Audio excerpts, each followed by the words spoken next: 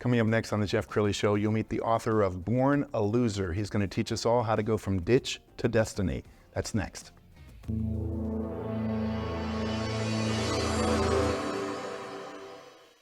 Many are predicting that the worst is yet to come, which is unfortunate, said one person here. Until now, they've enjoyed the reputation of being the nation's icebox. Watched a burglar in his home this morning by webcam. As a journalist of over 25 years, stories are what make my world turn. Reporting live from the Dallas newsroom tonight, Jeff Crilley, Fox 4 News. But in 2008, I took the jump from my familiar life and started a PR firm from my home. We're talking about anyone with a camcorder like the one I'm using becomes a television network. We started slowly growing the company, and we now have over 100 clients, and we've branched into the world of live digital broadcasting. I now own 8 different TV studios and have a huge team, and the stories that I now get to share are sometimes the most important of my life. Life has a funny way of coming around full circle. This is the Jeff Crilley Show.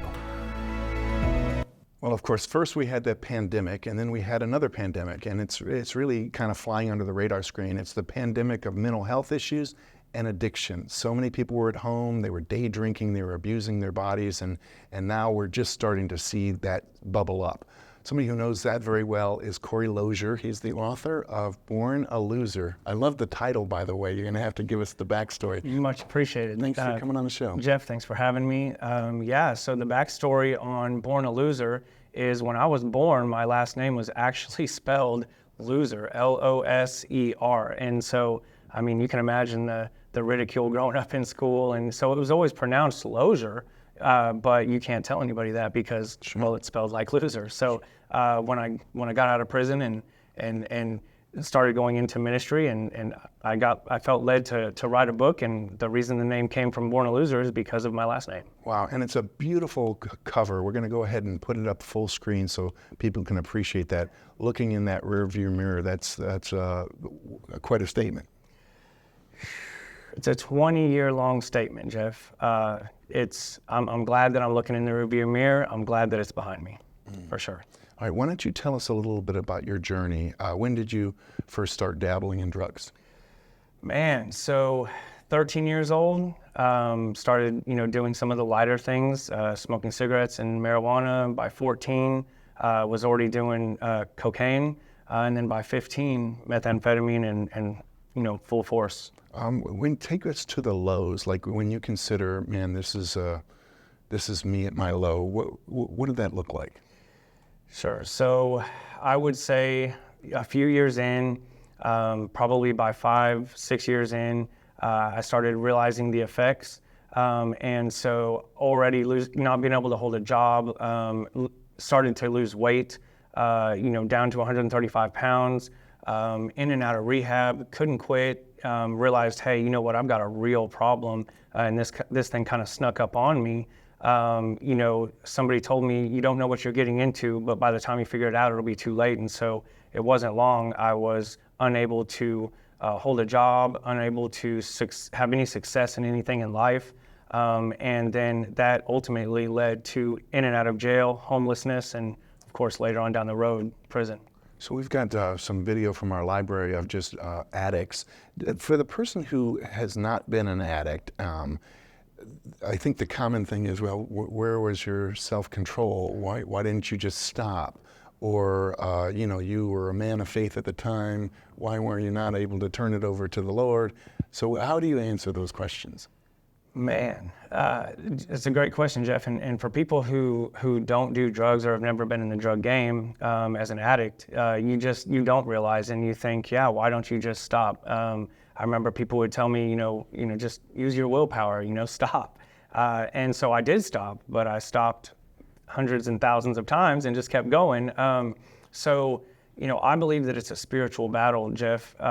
It is we don't wrestle against flesh and blood. We wrestle against spiritual principalities in heavenly hosts and spiritual wickedness and things that are on the spiritual level. And so you have to have God in your life to conquer this battle. I had to have God in my life to be able to overcome this. My willpower was not enough. We've also got some video from our library of just prison, and tell us about that. How long were you in? So I was not in very long in comparison to some people, but I had a 2-year sentence and did 1 year of that. So about a year. And what was that experience for you? It was, so, it'll sound crazy, but for me, being in prison was horrible as far as I was stuck in prison and I was locked up, but I came from a prison. It was better than being homeless. It was better than living on the streets and being in the mess that I was in. So I knew that I knew that eventually I would go to prison, and I knew that when I did, I would use the opportunity to better myself, find out who God is, get closer to God, and use that time wisely so that when I got out, I could do something differently. And when you were in prison, were you hanging around the right people? Yes, 100%. You have a choice when you're in prison, just like you do when you're on the outside, and you can choose. You are who you hang out with, and you can choose to hang out with the right people or the wrong people. I 100% chose to hang out with the right people. Wow. Were you able to help others while you were there? I know you said, I think in our pre-discussion, that you worked in kind of a prison ministry, or at least a Bible study? So during prison, there was a lot of healing going on, and there was so much that was wrong with me beyond just being a meth addict. So being a meth addict for 20 years, from 13 to 33, there were a lot of social aspects, my social skills, just so many things mentally that I didn't learn and that were wrong, and there was rewiring that had to take place in my brain, renewing of my mind had to take place. So when I was in prison, I got clean and I got in the Bible, and I would lead Bible studies, but I was nowhere near, that year was nowhere near long enough to start helping people. It was not until years after I got out did I start going and ministering to people and doing prison ministry in different avenues. And the brain is amazingly pliable, so you did so much damage for so many years. As we sit here right now, are you clear? Do you feel like you did any damage? I would say God's a big God, and I would say that nothing's impossible with God, and I think that it has still been a process. I think that, when you look at where I was, and knowing where I was, there's no way I could have gained this much ground and made this much progress mentally if it had not been God helping me along the way. But it has been I've been out for somewhere around 9 years now, and so my amazing wife has been key in helping me navigate the real world and society and the world reality as it actually is, yes. And showing me how to, hey, that thought process might not quite be accurate. And so, and tell me what that challenge is, because we live in a society that it's kind of a drinking society. You go to a Super Bowl party and everybody has a drink. Is it tough for you to be around other people who are drinking? So no, not at all. Not with the drinking. So, but it does matter. People, places, and things matter. And so I stay away from all of the people that I associated with before when I was doing meth. I do not go around those people. I don't seek them out, and if I see them, I run the other way, because it matters. And I've had so much clean time now that the meth is not even on my mind. But I can only imagine. I know better. I'm not naive enough to think that if I was in the situation long enough or enough times that I would fall. So I stay away from it. It's a must. We've got some video of you on a show that we host here called From Beer to the Bible, and that's your lovely bride. Yes. I know she's a big part of your sobriety and your accountability team. Yes. And you guys have just started a new venture called Ditch to Destiny. Yes. So tell us about that.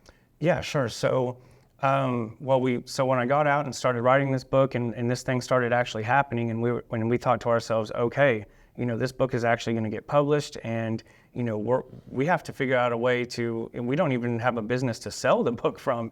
And so my wife came up with the name Ditch to Destiny.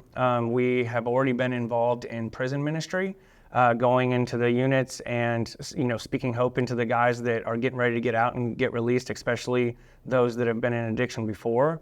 And so we had to have some way to operate and fund that ministry and also to sell the book. And so we started Ditch to Destiny, and right now it's not a 501c3. However, we are looking into those options. But right now, people are donating, and 100% of those proceeds actually go straight to getting free books into the hands of every inmate. So, which is actually our goal. We're trying to get a book into the hands of every incarcerated person in the nation, which there are somewhere around 1.8 million.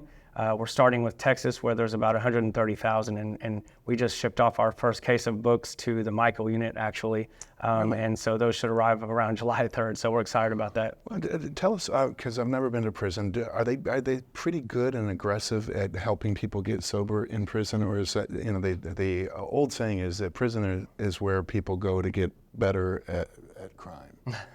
I would say this. I would say that like anywhere else, anything else, it's going to be based on the location.